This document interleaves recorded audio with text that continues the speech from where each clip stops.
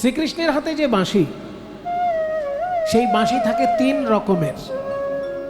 একটা ছোট বাঁশি, একটা বড় বাঁশি, আর একটা মাঝারি। ছোটটা কত ছোট তার মাপ আছে। পারিকাক্ষ ভাবে বেণু দ্বাদশাঙ্গুল দৈর্ঘ্য ভাগ, অর্থাৎ শ্রীকৃষ্ণের যে বাঁশিটা 12 আঙুল লম্বা। 1 আঙুল মানে কিন্তু একটা আঙুল নয়, 1 আঙুল মানে একটা আঙুল, গোটা আঙুল নয়। 1 আঙুল মানে এই মাথা থেকে প্রথম করটা পর্যন্ত, এটাকে 1 আঙুল বলে। এসব পুরনো হিসেব সবাই জানে না। 1 আঙুল মানে গোটা একটা আঙুল না, কিন্তু 1 আঙুল কথাটার অর্থ হচ্ছে মাথা থেকে এই করটা পর্যন্ত, এইটা 1 আঙুল। মোটামুটি আপনাদের বর্তমান হিসেবে 1 ইঞ্চি ধরতে পারে। তাহলে পারিকাক্ষ ভাবে বেণু দ্বাদশাঙ্গুল দৈর্ঘ্য ভাগ, 12 আঙুল লম্বা। তার মানে 1 আঙুল যদি 1 ইঞ্চি হয়, 12 আঙুল 12 ইঞ্চি, অর্থাৎ 1 ফুট। মোটামুটি এই মাথা থেকে শুরু করে এই পর্যন্ত, এইটার অর্ধেক ধরুন, এই বাঁশিটার অর্ধেক ধরুন।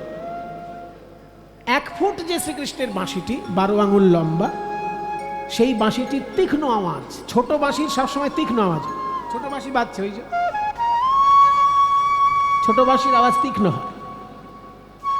1 ফুট যে বাঁশিটি সেটা তীক্ষ্ণ আওয়াজ হয়, সেই বাঁশিটির নাম হচ্ছে বেণু। আর মাঝারি যে বাঁশি 17 আঙুল লম্বা, মোটামুটি ধরুন প্রায় এইরকম, এই মাঝারি যে বাঁশিটি সেটা 17 আঙুল লম্বা, তার 8টি ছিদ্র। আর যেটা বড় বাঁশি সেটা 2 হাত লম্বা। 2 হাত মানে এই যে 2 হাত বলতে এই আরো এতটা হবে। 2 হাত লম্বা শ্রীকৃষ্ণের যে বাঁশি সেটা হচ্ছে হস্তদ্বয়মিতায় আমা মুরলী চারুনাদিনী, সেটাকে বলে মুরলী। আজকে রাধারানী বংশী শিক্ষা করছেন, তাতে 8টি ছিদ্র আছে, কিন্তু বংশীটাকে এখানে মুরলী বলা হচ্ছে। মুরলী শিখায় মহানন্দে রাধারে লইয়া শ্যাম, মুরলী শিখায় মহানন্দে। 8টি ছিদ্রের মধ্যে প্রথম ছিদ্র, প্রথম রন্ধ্রের গানে ব্রহ্মারও ভাঙিল ধ্যানে। ও গো প্রথম রন্ধ্রের গানে ব্রহ্মারও ভাঙিল ধ্যানে গো।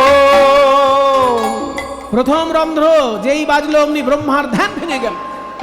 কে? আমি যে সৃষ্টি তত্ত্ব ভুলে যাব? কে এত সুন্দর বাঁশি বাজাচ্ছে? ব্রহ্মা। প্রথম রন্ধ্রের গানে ব্রহ্মারও ভাঙিল ধ্যানে। আর প্রথম রন্ধ্রের গানে ব্রহ্মারও ভাঙিল ধ্যানে গো। দ্বিতীয়তে যমুনাও যায় গো রাধে, দ্বিতীয়তে যমুনাও যায় গো রাধে। দ্বিতীয় রন্ধ্র যখন বাজছে যমুনা উল্টো দিকে যাচ্ছে। আপনারা জানেন যমুনা হিমালয় পর্বতে উৎপন্ন হয়েছে যমুনোত্রী নামক জায়গায়, আর মিলেছে কোথায়? প্রয়াগ তীর্থে গঙ্গার সঙ্গে এসে মিলে গেছে যমুনা। তার মানে হিমালয় থেকে আসছে, প্রয়াগে গঙ্গার সঙ্গে মিলে যাচ্ছে, একমুখী প্রবাহ। কিন্তু যখনই কৃষ্ণের বাঁশিতে দ্বিতীয় রন্ধ্র বাজে, অমনি যমুনা উল্টো দিকে যায়, বিপরীত দিকে যায়। কেন বিপরীত দিকে যায়? যমুনা মনে মনে ভাবে, যে এত সুন্দর বাঁশি শোনালো তার 2টি রাঙা চরণ আমি ধুয়ায়ে আসি গো, ধোয়ায়ে আসি গো। তাই যমুনায় উজান চলে ধোয়ায়ে আসি গো, তাই যমুনা উজান চলে চরণ ধোয়াবে বলে যমুনায় উজান চলে, চরণ ধোয়াবে বলে তাই যমুনা উজান চলে, চরণ ধোয়াবে বলে তাই যমুনা উজান চলে, চরণ ধোয়াবে বলে তাই যমুনা উজান চরণ চলে। ধোয়ায়ে আসি গো, দ্বিতীয়তে যমুনা উজায় গো, দ্বিতীয়তে যমুনা উজায় গো। আর তৃতীয় রন্ধ্রেরও কথা শোনা বৃষ ভানু সুতা। তৃতীয় রন্ধ্রের কথা শুনো বৃষ ভানু সুতা। বাঁশির তৃতীয় রন্ধ্র যদি বাজে কি হয়? পবনেরও হত গতি হয় হে রাধে, পবনেরও হত গতি হয় গো। পবন, পবন মানে বাতাস। বায়ু বা বাতাস কখনো স্থির থাকে না। এখন এখানে আছে তো একটু পরে অন্যদিকে চলে যাবে। কিন্তু সেই পবন স্থির হয়ে যায় যদি কৃষ্ণের বাঁশিতে তৃতীয় রন্ধ্র বাজে। স্থির কেন হয়?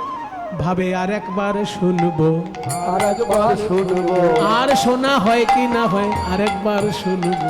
আর শোনা হয় কি না এমন হয়, মধুর মুরলী ধ্বনি আর শোনা হয় কি না, ওই মধুর মুরলী ধ্বনি, আর শোনা হয় কি না ওই হয়, মধুর মুরলী ধ্বনি, আর শোনা হয় কি না হয়, আর একবার শুনবো। পবনেরও হতগতি হয় হে রাধে, পবনেরও হত গতি হয় গো।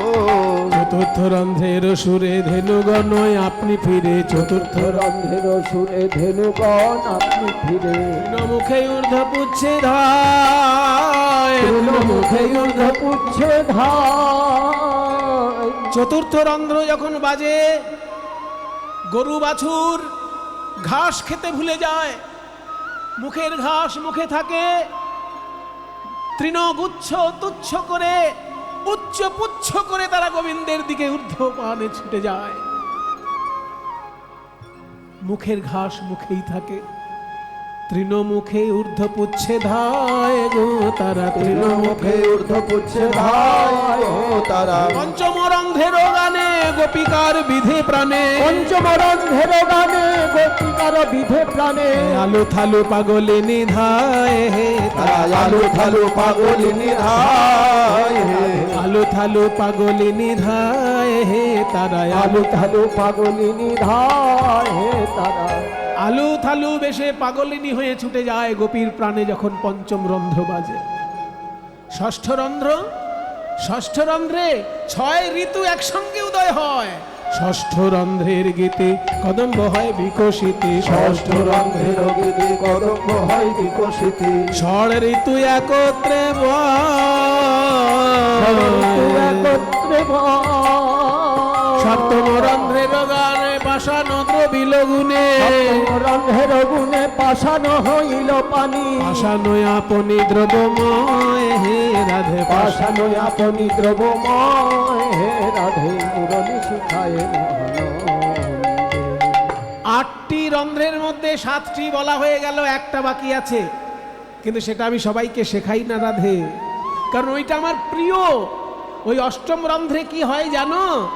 অষ্টম রন্ধ্রে তেরাই আমি তোমার নাম গাই, অষ্টম রন্ধ্রে তেরাই আমি তোমার নাম গাই, অষ্টম রন্ধে তেরাই আমি তোমার নাম, অষ্টম রন্ধে তেরাই আমি তোমার নাম গাই। মোর বংশী এত গুণ ধরে, ওর বংশী এত গুণ ধরে, জ্ঞান দাসেতে কয় বংশী শিক্ষা তারে কয়, জ্ঞান দাসেতে কয় বংশী শিক্ষা তারে কয়, না শিখাইলে শিক্ষা বলি কারে রাধে, না শিখাইলে শিক্ষা বলি কারে। রাধারানীর কাছে কৃষ্ণের, শ্রীকৃষ্ণের কাছে রাধারানী যখনই বংশী শিক্ষা গ্রহণ করলেন, আর সেই বংশীধ্বনিতে কৃষ্ণ নাম উচ্চারিত হতে লাগলো।